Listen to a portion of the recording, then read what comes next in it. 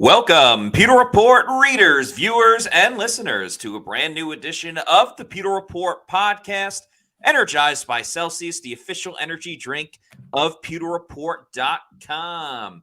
We are on day 2 of Buccaneers training camp, where we will break down everything that we saw from today's practice, which had 2 real standout young athletic players on each side of the football. So we will equally talk about offense and defense.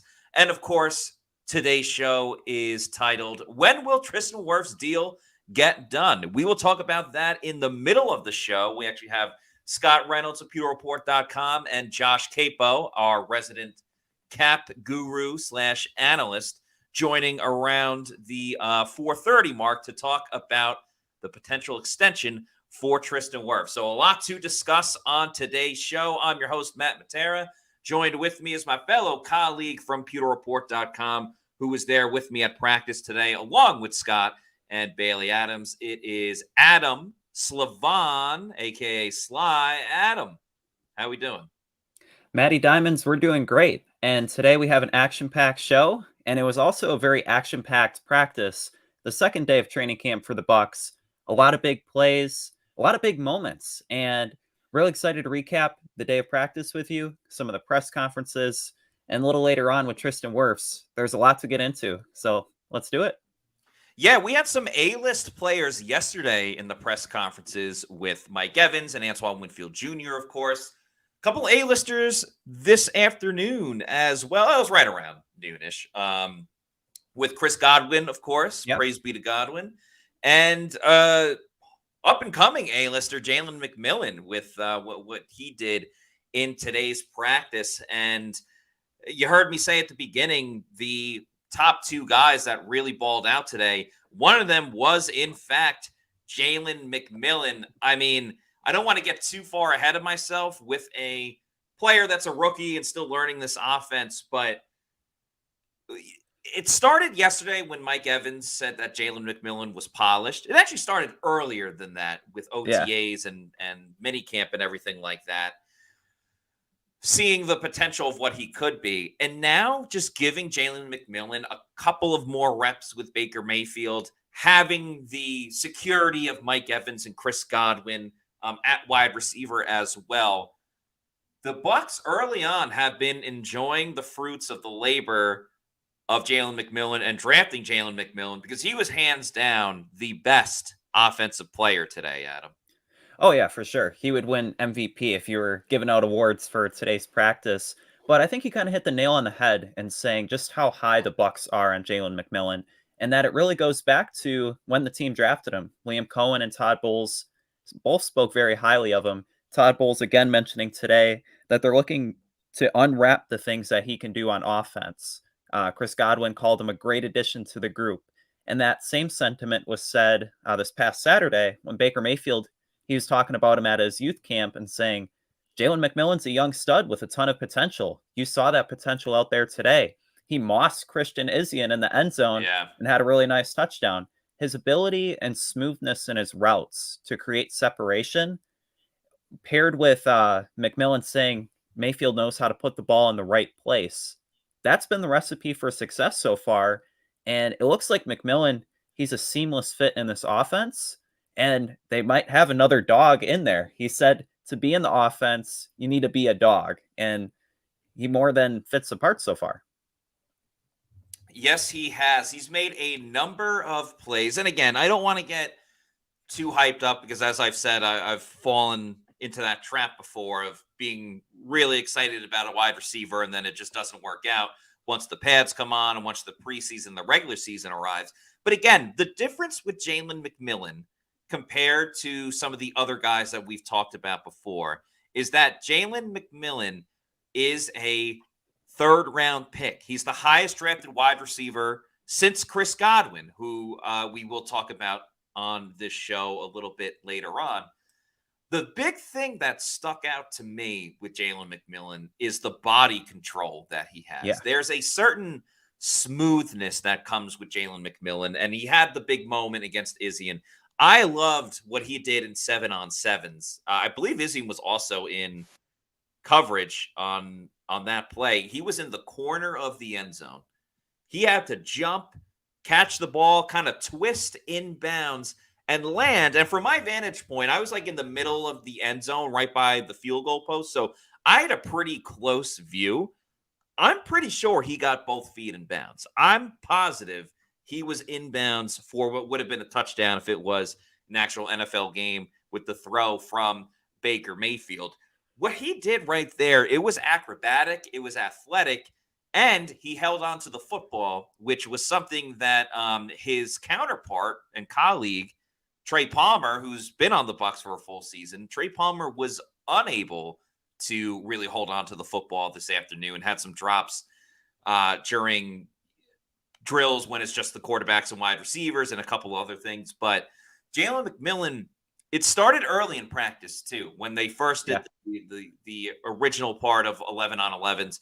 Baker hit McMillan about 15 to 20 yards down the field. Bucs may have a budding superstar in front of their eyes.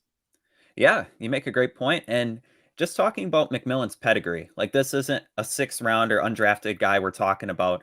The Bucs thought highly enough to select him on day 2 of the draft when he maybe fell a little bit after being injured his last season at Washington. Yeah. But McMillan, he said today, he's hungry and he's blessed to be around guys like Mike Evans and Chris Godwin. That situation for any receiver is a great opportunity, but somebody with the potential of McMillan to really learn and grow from 2 of the best in the business, it's only going to help elevate his game even more. And it definitely is a case of the Bucs maybe finding Godwin's replacement after the season when Godwin's a free agent. McMillan could plug right into that number 2 role. You have Trey Palmer. He might be that number 3 guy. Either way you cut it, it looks like the Bucs have started to find replacements and more younger receivers for Baker Mayfield on offense. Yeah, it's a little awkward to talk about, right? Because I don't think Bucs fans want to think about Chris Godwin not being with the Buccaneers, and that's a problem. Not even a problem. That's a situation that Jason Light, Mike Greenberg, Jackie Davidson, and them, they can handle that next year, in the offseason, much further down the road. Nobody's concerned about that right now. I mean, everybody, Bucs media, Bucs fans, those that are just fans of the NFL, we saw how it all played out last year with Mike Evans going into a contract year. And then later on, Baker Mayfield playing well when everyone went, oh, yeah, maybe the Bucs should keep Baker Mayfield for another season. And, of course, bring Levante David back. That all situates itself. So if Chris Godwin plays well, there's still very much room for Godwin and McMillan to both, play well together and in this offense. I don't see it as a direct replacement. He certainly could, because he did play a lot in the slot in Washington, but then he kind of debunked that McMillan I'm talking about when it came to the minicamp, Bucs rookie minicamp, when it came to where are you going to line up? Where do you feel most comfortable? And he's showing he's comfortable everywhere. And that's one of the big things that he liked about this offense, is that everybody lines up everywhere. Yes, Godwin predominantly will be in the slot, but we even saw today him go in motion. I don't want to give too much away because the Bucs PR team will get mad at me for saying a lot of stuff.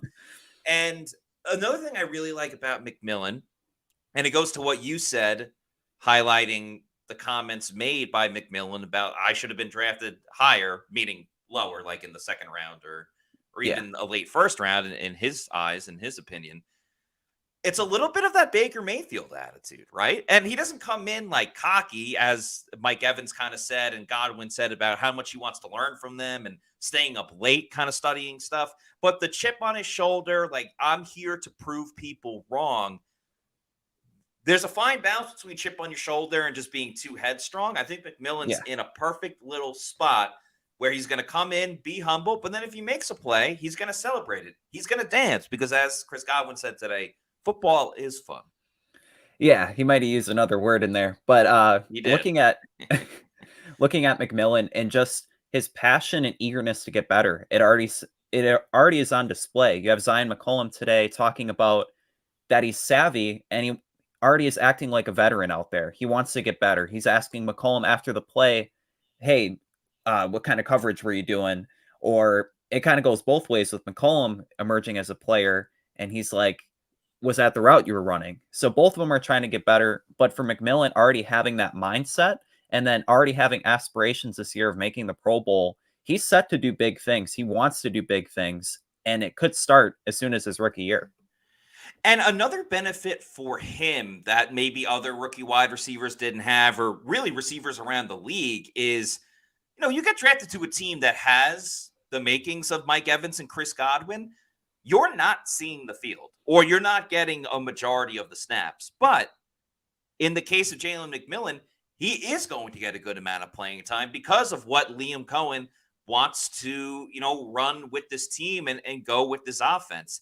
If he was on this team last season, he probably has more of a kind of Rakim Jarrett start. Now, Jarrett got injured, so it's probably not the best example, but, he probably doesn't really totally flourish the way that he can with Liam Cohen. And as we've seen early on, Cohen has a number of different things that he's going to kind of pull out and show some, not tricks in terms of like flea flickers and reverses and things like that, but he's going to dial up some different things that we didn't see last year that we're going to be able to watch this season that I think is going to help everyone, whether it's obviously the offense and putting points on the board, but also the defense just kind of being ready to go at full speed, maybe more than usual. And I got a comment here as well. Wanted to address it as Pewter941 says, Devin Tompkins to Carolina. Yeah, that news broke a little bit right before the podcast began.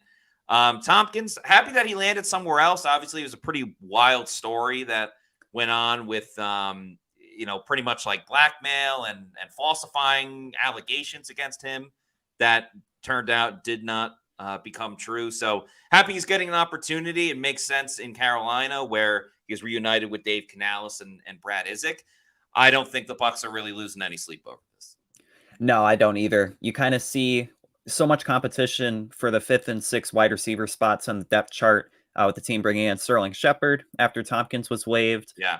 Cameron Johnson starting to emerge maybe as a return option, kind of filling that Tompkins role. But for Carolina, it's interesting, right? You already signed David Moore. You brought in Harold Goodwin, Joe Gilbert. It's like Dave Canales is slowly building the Bucs offense in Carolina. Who knows who might be next there. But again, with Tompkins, happy to see him get on his feet somewhere. It just wasn't realistic that it was going to be in Tampa Bay. Yeah, Carolina's kind of becoming Bucs North, I guess technically, like geographically wise, they're becoming Bucs North. But I don't think they're challenging for the NFC South division anytime soon. Returning to the show, Abraham Vatican Cherry, as we established on yesterday's show, says, "Hi, Adam. It was nice meeting you earlier today." Adam, you met Abraham. Yeah, I did. It was great to meet you out there rocking the creamsicle gear, and even gave a shout out to you, Matt, with the bodega. Oh, nice. All right. Yeah. I heard you talking about that. Yeah. That's our, it's not a secret call, obviously, but yeah. It's our rallying cry.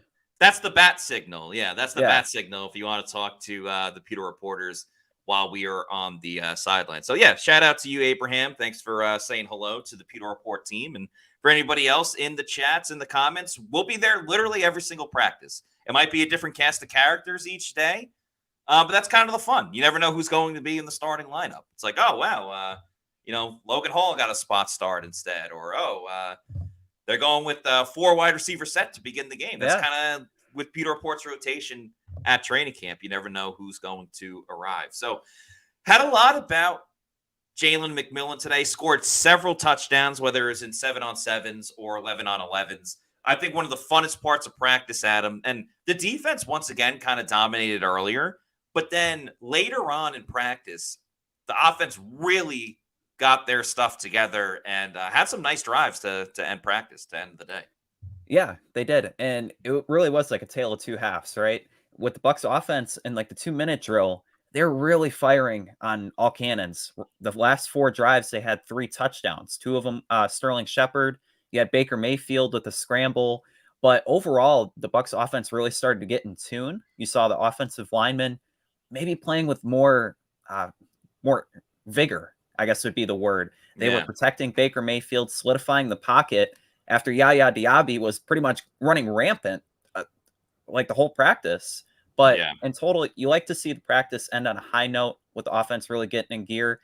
Although Baker Mayfield's a solidified starter, I thought Kyle Trask had a really nice day, connecting with Sterling Shepard, Bucky Irving. What are your thoughts? Yeah, so the first thing that stuck out to me was the fact that after practice, remember, the offense kind of got the better of the defense at the end, not the whole practice, but at the end. Antoine Winfield Jr. kind of called everyone over on the defense and said, we cannot allow this to happen again. Like, we just got our ass beat by the offense, and we cannot continue to have that, day in and day out in practice. So a little bit of a leadership shown there from Antoine Winfield Jr., not always the most vocal of guys. He even said yesterday, I just try to lead by example. I just try to work hard, have a good work ethic, and hopefully other guys will follow, because that's what I did when I entered the league and I was looking at Tom Brady and Rob Gronkowski. So that was like the first thing that I noticed. To comment on what you said about Kyle Trask and Sterling Shepard, a bounce back day for both of them, for sure. Yep. I thought Kyle Trask was terrible yesterday, in quite honesty. I thought he was awful. He couldn't catch a snap. He didn't make any throws. The throws he did make were check down Charlie, short to the sideline, didn't push the ball at all. I thought again today it was going to be rough sledding for Kyle Trask, the former Florida Gator, because he had a deep ball early in practice. He might have actually been looking for Shepard, now that I think of it. I think you're right. To say it was overthrown is an understatement. I mean, the ball wasn't even in the 813 area code. Like, it wasn't even in Hillsborough County. It was like 3 counties over. It wasn't even remotely close. And I'm thinking, damn, like, we are about to have, thank goodness Baker is rolling, because there are a lot of other questions about quarterback right now for the Buccaneers. But to the credit of Kyle Trask, and I've noticed this the past couple of training camps, really since he's been in the league, he does have that bounce back ability, which is really important for a quarterback, in my opinion. And he's been pretty solid in the red zone overall in his career. And again, his like training camp type of career. He hasn't really played much in the NFL. Him and Sterling Shepard are building something, which is really nice to see, because as we've talked about before, Shepard is likely going to be a practice squad guy that will get called up on game day or will be on the active roster if there's unfortunately injuries to really anyone else at receiver. So it was nice to see them connect for a couple of touchdowns. More of it was in 7-on-7s, but Shepard did have a cool touchdown late in practice, again, with 11-on-11 and the clock's winding down. He scores a touchdown in the back of the end zone, and his daughters were like right there as well in the crowd, and he went over and like kind of kissed them, like they kissed his face mask essentially, and then he had to run back and do the next play. Shepard also, one of the touchdowns he caught, he let out like one of those really loud, like, let's go type of scream. So that was good to see too, because I think his head's been swimming a little bit, Sterling Shepard, with just new team, new area, trying to understand the offense, not really knowing his role and his place and his footing. But today, although it's been a very small sample size, has been the best Sterling Shepard that we've seen. Yeah, definitely. And it's also encouraging to see that he's building that connection with another quarterback. The Bucs signed him thinking, hey, he's going to have Baker Mayfield's trust out the gate, but it's him connecting with Kyle Trask that is the highlight there. So with Sterling Shepard, I feel like it was very encouraging to see him being able to make those plays, because yesterday he looked kind of slow, like maybe not fully in tune with the offense, but today it looked like he picked it up a little bit. He absolutely did. The last thing I want to talk about with the offense is Bucky Irving had a 2-point conversion score today on a small pass, I believe, from Kyle Trask. I'm curious to get your thoughts on this, Adam. It's tough for me to really look at running back early on in training camp and be like, this guy's doing great. This guy not performing as well. Especially because when there's not that much physicality. And as we know from Bucky Irving, he is all about, hitting the hole and staying on his feet and not hitting the ground, breaking tackles. We can't really show that right now. Yeah. However, seeing Bucky Irving up close and personal, really for the first time, because I didn't go to any Oregon Duck games. You didn't? What? I've been to Oregon before, but not to see the Ducks. I was expecting a little more juice from Bucky Irving, and I just totally haven't seen it yet. I don't know if that's just me, but I kind of want something a little bit more from Bucky, and I don't know exactly what.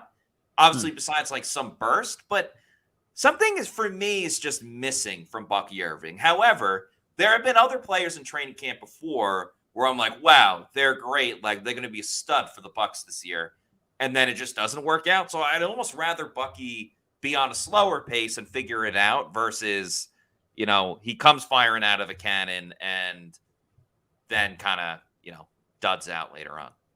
Yeah, that's an interesting point. With Bucky Irving, like just running backs in general, it's one of the hardest positions to evaluate without like contact, without the pads coming on. And Bucky, he's somebody the Bucs drafted not for his speed because he isn't the quickest guy. So that kind of alludes to your point of him not having that burst, maybe not having that it factor just yet. But when it comes to him maybe having that contact balance, the ability to stay on his feet and be elusive, I think that's kind of the Bucky that the Bucs are going to be waiting for and hopeful to see in preseason. So while Bucky may not be showing it all just yet, one running back that did catch my eye today was DJ Williams. Yeah. He's 6 foot, 225 pounds. He's a big guy, but in drills, he was showing off not just the agility, but also in drills, pass catching ability. So I think Williams is someone to keep an eye on. Again, going back to Bucky, right now he's kind of waiting in the wings behind Chase Edmonds. Yesterday he had Edmonds and Rachaad White in front of him, so he was only getting a handful of snaps. Today he just wasn't having that quickness that maybe you want to see just yet. Yeah, and he had an opportunity to get more snaps today. Chase Edmonds did not practice, and Todd Bowles was pretty vague about it, just said that he's nursing an injury. I'd be shocked if the lineup going into opening day of the regular season isn't Rachaad White RB1 and Bucky Irving RB2. I see why Chase Edmonds started out as the second running back. He's literally the longest tenured running back on the roster at the moment, but RB2 is Bucky's job to lose. Let's switch over to the defense, though. We've gone too long on this episode as we're 22 minutes in without talking about the other stud on defense or in practice, but this one on defense. Zion McCollum, through 2 days, has built himself a heck of a 2024 resume so far this season. The highlights for him, they were on back-to-back plays, covering who he later went on to call a hometown hero. We had some Galveston versus Galveston this morning with Zion McCollum covering Mike Evans, both on very similar plays. I almost wouldn't be surprised if they were the exact same play, except one was on the right side and the other one was on the left side. He was covering Mike Evans stride for stride, like white on rice, as the saying goes, into the end zone. Zion uses his length and his speed, swats the ball away, incompletion, nothing Mike Evans can do about it. Then the Bucs try it on the other side. This is with Baker Mayfield as the quarterback once again. They try it on the other side. Once again, Zion right with Mike Evans. Another incompletion and pass breakup for Zion McCollum. We have seen Zion all over the field so far through 2 practices, making plays. Yeah, he's allowed a pass here or there. That's bound to happen in training camp. Not even Sauce Gardner breaks up 100% of the plays that he's in. But Zion McCollum, he gained more confidence last season. He obviously started in a lot of games due to injuries to other players around there. But much like how we've been talking about the vibes being higher for the whole team, I think Zion McCollum has kind of encapsulated it as well. He has advanced his game to a part where he's not even really thinking about the defense, or I should say his own role on the defense. He's thinking more about what is the receiver going to do on this play? What is the setup of the offense here? What are they going to run? Where's my linebacker help? Where's my safety help? I think Zion is so comfortable in his own abilities and what he knows he has to do, what he knows that he can do in terms of man coverage. I think he's leveled up once again. It's one thing when you're breaking up passes against Cameron Johnson or, Rakim Jarrett, but when you go toe to toe with a future Hall of Famer and you get the better of him on 2 plays in a row, I mean, everyone's got to tip their cap to Zion McCollum for what he did in today's practice and what he really could be doing this season for the Bucs.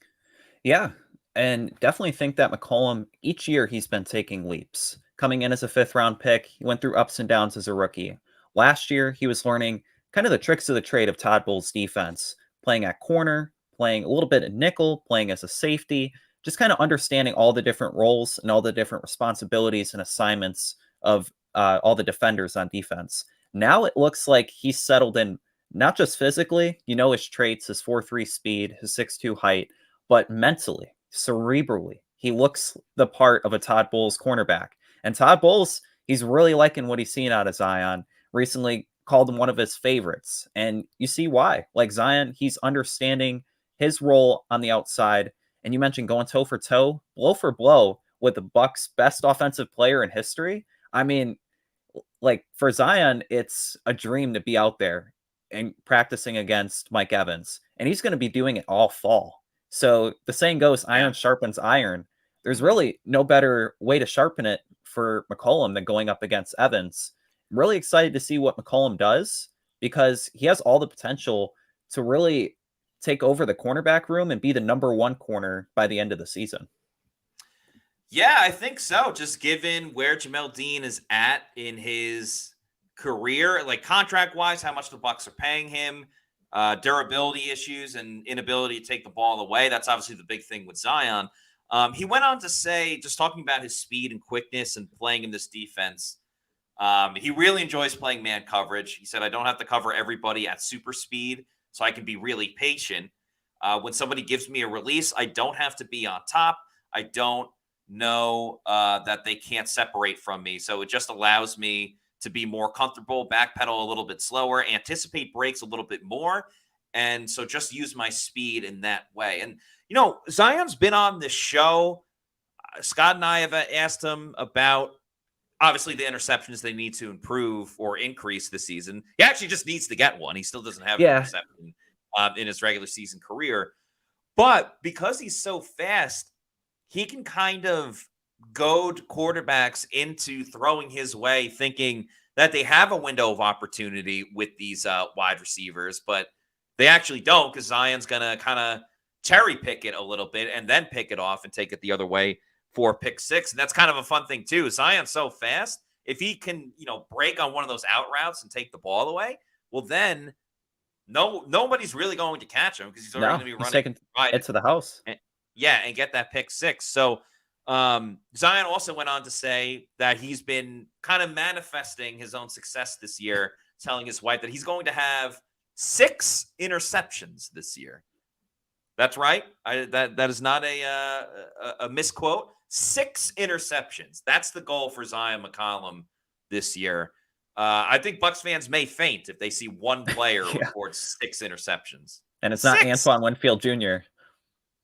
Last year, Antoine Winfield Jr., he was manifesting his goals and having an all-pro season. So Zion, he's kind of trying to do the same thing with 6 interceptions, a very specific number. But hey, the Bucs would definitely take that. I do think there is something to manifesting something you want, something that you believe in, things that you just want to go your way. So if I was manifesting something right now, I would be manifesting to get some Celsius energy drinks, the official energy drink of the Peter Report podcast. We keep the vibes high on this show all the time. And of course, we love the vibe flavors that Celsius has, whether it's the Galaxy, Astro, or Cosmic Vibe. I've had the Cosmic. I have a whole case of Cosmic Vibe, so I've been kind of running through the Cosmics early in the morning as I get ready for training camp. But the beauty of Celsius, because they're all fantastic flavors, let's not forget about the Arctic Vibe as well and the Tropical Vibe. There's no sugar in Celsius energy drinks, and they are gluten-free as well. There's so many great flavors of Celsius. If you need to know where to find a Celsius energy drink, you can head on over to the Celsius store locator on their website. Just punch in your address and it'll tell you the closest location where you can pick one up. Could it be a Walmart, Target, health and fitness store, or it might just be your bodega. That's right. That's the voice of Scott Reynolds you just heard. And once you keep going to your bodega and you know you love Celsius, you want more, you can go over to Amazon and buy it in bulk. I'd recommend buying that variety pack. It's variety is the spice of life. And there's so many awesome flavors of Celsius. You can have it shipped to your place of residence whenever you want. You're the captain. You're in charge. So just make sure you're drinking Celsius energy drinks, the official energy drink of PewterReport.com. All right, you heard me say it in the beginning of the show. We would be talking about Tristan Wirfs and his contract situation. So joining me on the show for a little hockey shift at the moment is Scott Reynolds of PewterReport.com and our resident capologist, a fellow colleague, also from PewterReport.com, Josh Capo. Scott, good to see you again. Saw you this morning. Josh Capo, always great to see you too. How's it going, gentlemen? Doing well. How about you guys? Doing good. It's cooler in here than it was outside today, for sure. A nice cloud cover for practice to start, and then the sun came out. So it was. But you know, it's great to see Tristan Wirfs on the field, right? 2 days in a row now. I think this is a trend. I don't think he's going to be holding out, but it's interesting because Tristan Wirfs' deal wasn't done right before the start of training camp, and unlike the Bucs rookie, or I should say, mandatory minicamp, he didn't decide to hold in. He decided to participate. I think that's a good sign. But Josh, it kind of opens a little bit of a door here because, you know, if they can't get a deal done, and we saw the Buccaneers make Devin White play out that fifth-year option last year, even though they weren't interested in doing a contract extension. They want to do one with Tristan. Right. But they also made Mike Evans, the legend, the future Hall of Famer, play out his last year of his contract. Same with Antoine Winfield Jr. And with Tristan Wirfs getting a huge pay raise from, I think, around, what was he making last year? $3 to $4 million in terms of his cap hit. That sounds about right. To 18 million plus this year. That's a hefty raise, more than the raise that Devin White got last year, making more than $11 million. You know, I don't think the team necessarily wants to not do a deal. I think they want to do a deal, but they want to also do the right deal for Tristan Wirfs. But if he's committed to playing, and there's a situation where he could back out at any time and say, I'm going to automatically be a holdout. I don't think it's going to happen because he wants to play, and he's already kind of set the precedent by taking the field. But, you know, there is a chance that he could play in this fifth-year option year and maybe have these negotiations continue out through the year and into next offseason before free agency. Yeah, there's really no sense of urgency for the Bucs. And that's because Wirfs is technically under contract for this year, but the Bucs really hold his rights for up to 3 years after that. Yes. Right. And so from them, it's got to be the right deal. Jason Light said it all the time. You know, it's got to be the right deal for both parties. And there obviously seems to be some difference on what that right deal is between the two. But the Bucs really have there's no necessity for them to get a deal done right now. Right. The only thing working against the Bucs at the moment are the continued contract negotiations of other offensive tackles across the league with their respective teams, which can change the market. And given that Wirfs is arguably a top 5 tackle, regardless of side in the NFL, and probably top 3 at left tackle. And the way the market works, somebody with those credentials, he should reset the market forever for however long it is before the next top guy who signs. That could be a year. That could be 10 days, depending on who else gets a deal. He should get, at least for some amount of time, the top deal on the market. So, but from the Bucs standpoint and why they may feel like they can kind of hold the line a little bit, a lot of it comes down to the franchise tag. So after this year, the Bucs can tag Wirfs. Yeah. And currently over the cap has the projection for offensive linemen for the franchise tag for next year at $24.7 million per year. Mm-hmm.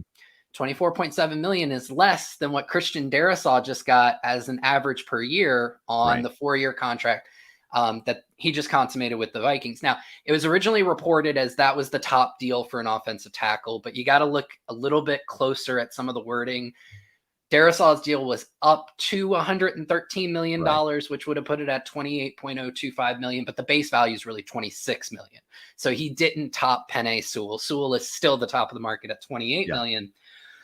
But this absolutely reinforces Wirfs's position that he's going to get more than $26 million. There is no place on earth where Darrisaw is in Wirfs' stratosphere. He's an extremely good tackle, but Wirfs has also much more in terms of accolades, much better statistics for the few that there are out there for offensive tackles. And so you see that franchise tag number 24.7. It's less than what Darrisaw got. That's a value for the Bucs. They could conceivably tag Wirfs next year and get a value. If they decide to do a second tag in 2026, the way the CBA works, it would be a 20% raise over his 2025 tag number. So you're looking at 2026 being $29.67 million. 2026 salary cap's probably going to be around $300 million. So that's still a value. It's still a bargain. Over those 2 years, if you just take those two tag numbers and put them together and get the average, that's $27.2 million APY over those 2 years. Penei Sewell just got $28 million. Wirfs is probably looking to be higher than that. The Bucs could look at it and say, well, for 2024 through 2027, we could just roll on 1-year deals, have some injury protection, in case something catastrophic were to happen to Wirfs. And for all the Bucs fans out there, I am knocking on wood, that never happens, We don't want another Ryan Jensen situation, but that gives them some injury protection and flexibility in terms of going 1-1-1. And keeping his APY for the next 3 years well below the $28 million that Sewell got. Now they lose some flexibility in terms of each one of those years is going to be very expensive from a cap perspective. You can't really manipulate those dollars. Static number, If he's on there for $29 million, he's on there for $29 million. You can't manipulate it because you can't push it out in terms of bonuses or signing bonuses or option bonuses. That extension. Unless you do the extension. So there's pros and cons, there's gives and takes, but all of that says that the Bucs have an avenue where they don't have to get this deal done, not for conceivably up to 24 months. So that kind of puts, I think, a cap on this. May be the hard line that the Bucs are running, 27.2. That may be the number around the APY that they're offering on that extension. I don't have a graphic for this, but I'm just going to read it here. This is from Pro Football Focus. And the thing is, for offensive linemen, there's no measurable statistics, in terms of sacks, interceptions, touchdowns, yardage, There's no hard line numbers. Pro Football Focus, say what you want about them. They try. They do probably the best job of grading players, especially offensive linemen here. Penei Sewell, this is last year's statistics, was the number 1 rated offensive lineman. Offensive tackle, 92.8 grade. Behind him was Trent Williams. Both of those guys were Pro Bowlers last year. When Trent Williams opted out, because obviously he was in the Super Bowl, that's what got Tristan Wirfs into the Pro Bowl this past year. 92.6 for Trent Williams. Jordan Mailata for the Eagles was next, 84.8. Tyron Smith for the Jets, 83.7. Braden Smith for the Colts, 83.3. And then Tristan Wirfs, number 6, 83.1. So very close to being, within the top 4. Again, if you were just to look at the careers, and Tristan Wirfs was a better right tackle than he was a left tackle. Okay, well, my premise is with the year under his belt, he's going to be better in year 2 at left tackle than he was last year. So I fully expect him to be, if not the best tackle, maybe number 2, maybe number 3, but certainly, unless he's injured, he's in that top 3 right there. So, Josh, let me ask you, with all that being said and done, it doesn't seem like the Buccaneers, because they've been so friendly with their contracts, there hasn't been any animosity outside of the Devin White situation. Are you concerned that there may be some friction that's caused here? Because Tristan seems to be showing some good faith in the team by participating in training camp. Are they risking maybe upsetting Tristan Wirfs and having him play on this deal if the deal's not done? I don't think so. And I read into that based on Wirfs' actions themselves by actually participating, because the way the CBA works, nobody can really hold out these days, even though players attempt to for a little bit of time. But there's a big distinction between guys on their rookie contracts, which Wirfs still technically is. This 5th-year option, it's an option on his rookie contract. They can hold out and they'll incur fines, but those fines can be forgiven. So for a guy on his rookie contract who's holding out, like Wirfs, like CeeDee Lamb, or I'm sorry, Wirfs isn't like Wirfs could, but like CeeDee Lamb's a great example of that. He's holding out, he's incurring fines, but once the Cowboys and Lamb come to some understanding, whether that's an extension or he just, comes back, the chances are the Cowboys are going to forgive the fines. They're just going to let him go. If he were a veteran, the Bucs have a veteran who's holding out, right? Randy Gregory. Yeah. He's incurring fines. The CBA doesn't allow for those fines to be forgiven. He has to pay those fines. So Wirfs doesn't have the onus like a veteran would to, at the very least, show up and hold in. Yeah. He can legitimately hold out with very little consequence. Right. And he's opted not to do that. Not only is he not doing that, he's not holding in, he's participating. Yeah. So it makes me feel like he's got a smile on his face. He's having fun. I mean, he's feeling good, right? Yeah. So that makes me think that the contract is probably close.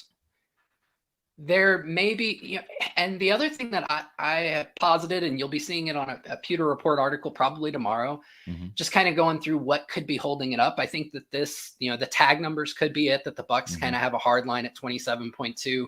Wirfs probably making a case that, hey, I want to be above 28. I want to be above Sewell. I want to reset the market for some reason. Could be over the guaranteed money. But the last thing, length of contract, right? So I think this kind of goes underreported, but Mike Greenberg said it when he was on our podcast. He had mentioned that, they look at kind of the timeline horizons of different contracts and they like to layer them in. And you really saw that perfectly with a lot of the contracts that they did this year. Levante David got a 1-year deal. Mike Evans got a 2-year deal. Baker got a 3-year deal. Antoine got a 4-year deal. Right. There's a good chance that the Bucs may want to give Wirfs a 5-year deal. Right. I know I would if I were if I were in that position. Lifetime contract. Right. But from the player side, and you see this with Trent Williams with the 49ers. Trent Williams signed a 6-year extension 3 years ago. He's halfway into that and he's holding out. Yeah. Right? That's what I want to ask. Right. Yeah, how much are the Bucs right now looking at the 49ers situation going, damn it, we were so close. It very well could be that. And Wirfs probably wants 3, maybe 4 years. Laramie Tunsil's reset the market a couple times now on 3-year deals. He seems to really enjoy those. I could see a 3-year deal being something that Wirfs is after. Maybe 4 years, because that allows him to hit the market at 29 on his next contract. So all of those things could be conspiring, but I think the two sides are probably close on value, maybe not exactly aligned, but it could be something other than just the value part. It could be the length of contract, or it could be the fully guaranteed money. So I think like with Penei Sewell, they talked about like he got $85 million guaranteed. It wasn't fully guaranteed up front. A lot of it was practical guarantees.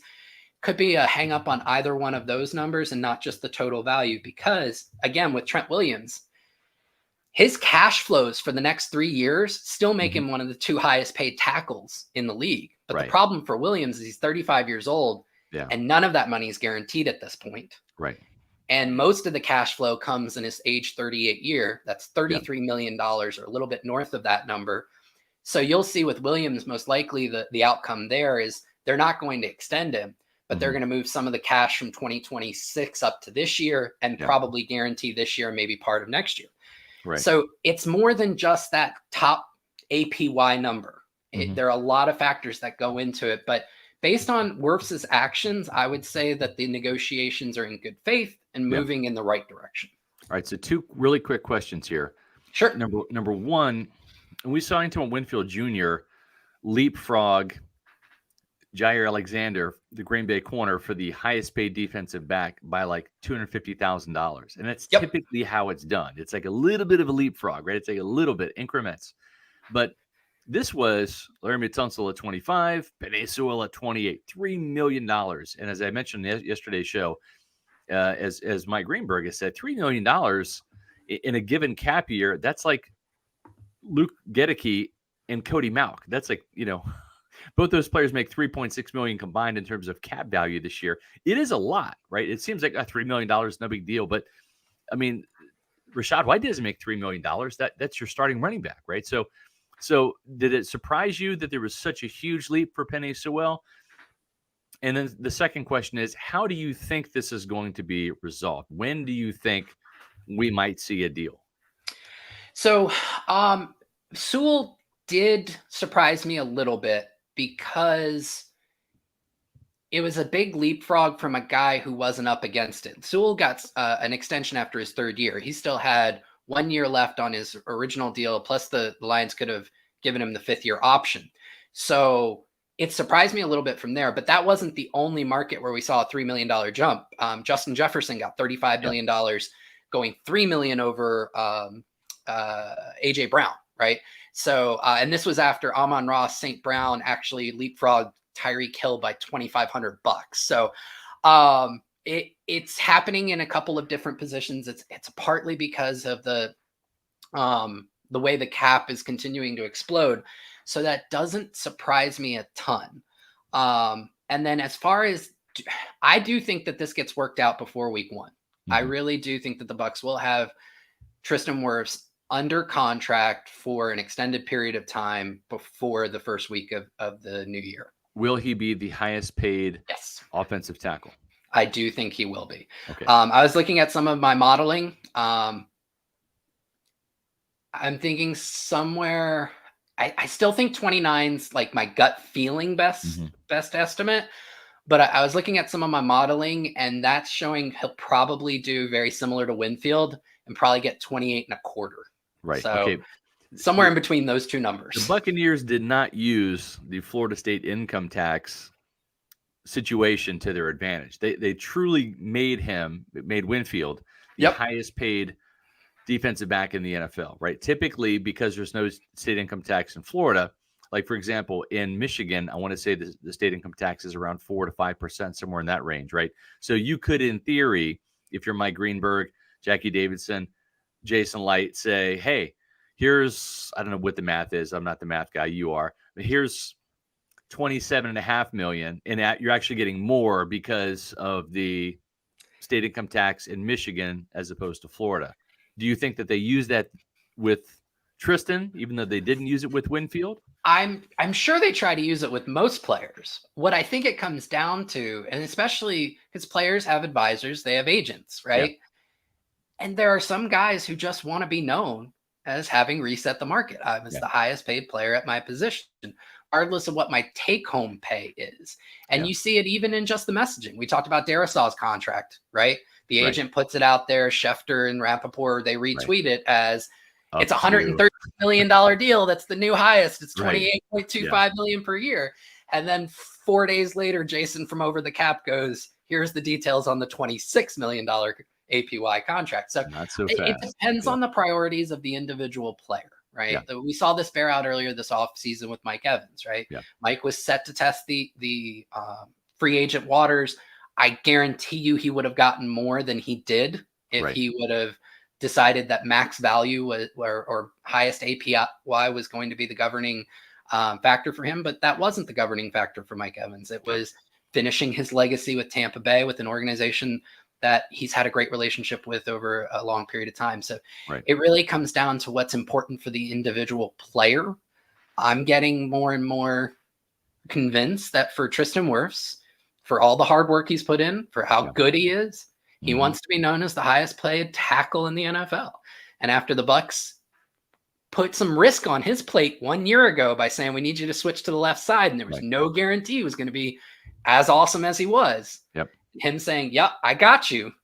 It sounds like he may I'd be asking the Bucs to go, I got you on being the highest paid tackle in the league. Especially since he is reporting for training camp too. I Right. think that is kind of pushing the Buccaneers to make this move happen, like you said before the start of week 1. Josh Capo, really appreciate you joining us. Appreciate your cap expertise on PewterReport.com. He'll have a story of Tristan Wirfs and more Bucs coverage on PewterReport.com. Thank you very much, Josh, and Scott as well. Josh, a moment ago, mentioning the free agent waters, and that could be a little bit scary. Way better waters to deal with is the water that you're cruising on if you're on the Tampa Bay Buccaneers cruise. We're on the Bucs cruise. Of course we're playing pool volleyball.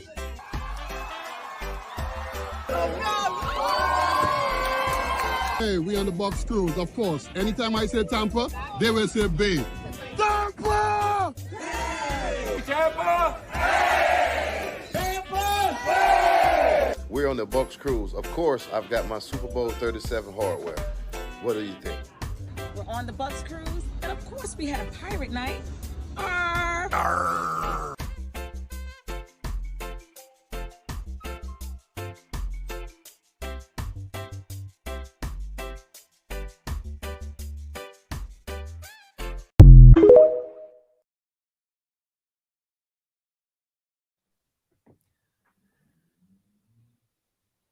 Join the fun with hundreds of Bucs fans on the 3rd annual Tampa Bay Bucs Cruise, which sets sail March 7th through the 10th in 2025 on the beautiful Celebrity Silhouette ship.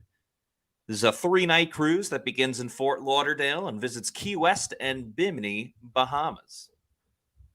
Last year's cruise had Yaya Diaby, Rashad White, Luke Gedeke, Kate Otten, Jamel Dean, Greg Gaines, Christian Isian. Jordan Whitehead is confirmed for this year, and who knows if they get that extension done with Tristan Wirfs. He's been on the Bucs cruise before, not last year, the year prior he was. Maybe he'll be back this time around.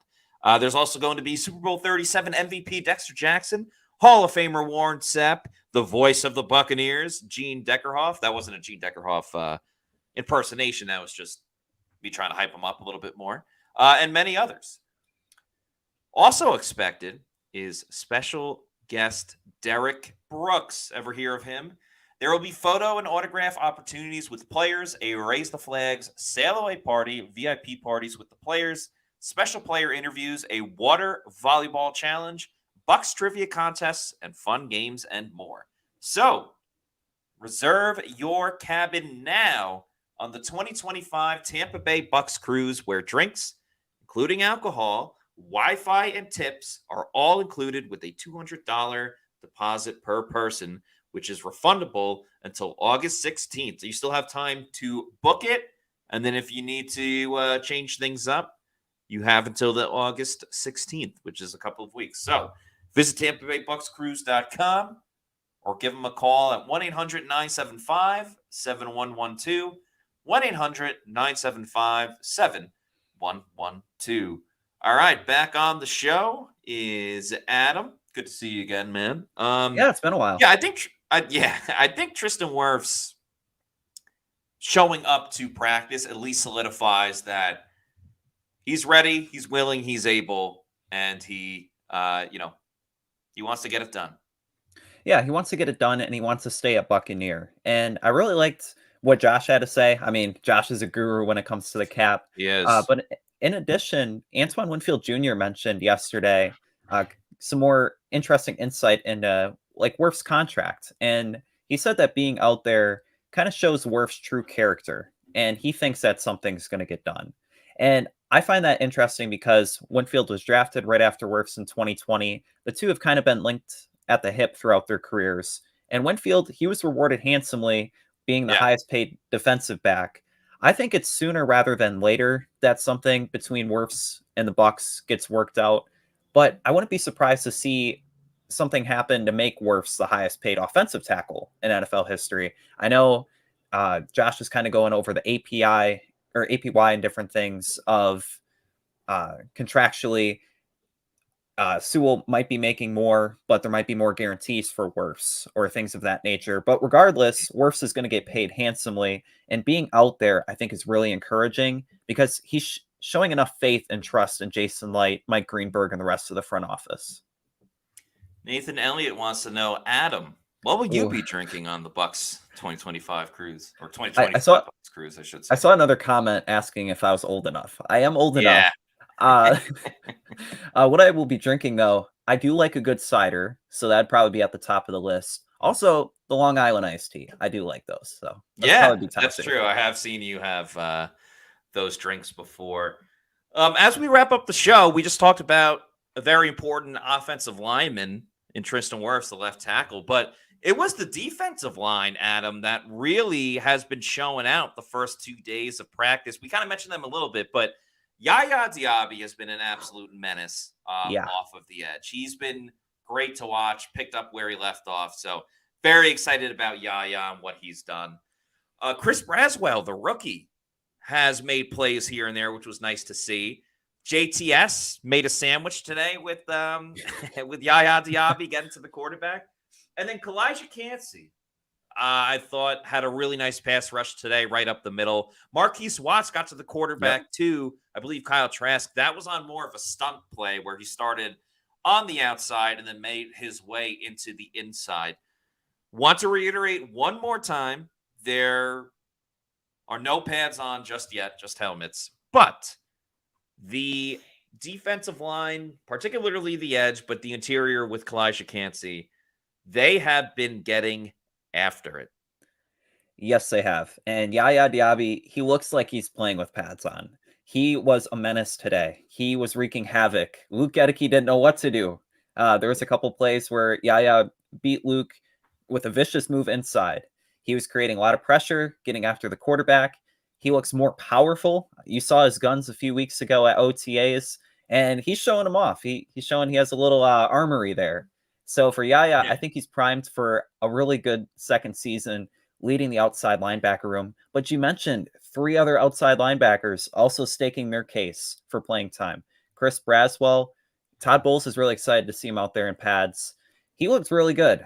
Very physical player. Showed that at Alabama. Starting to show it going up against some pretty good offensive linemen. And then you have JTS.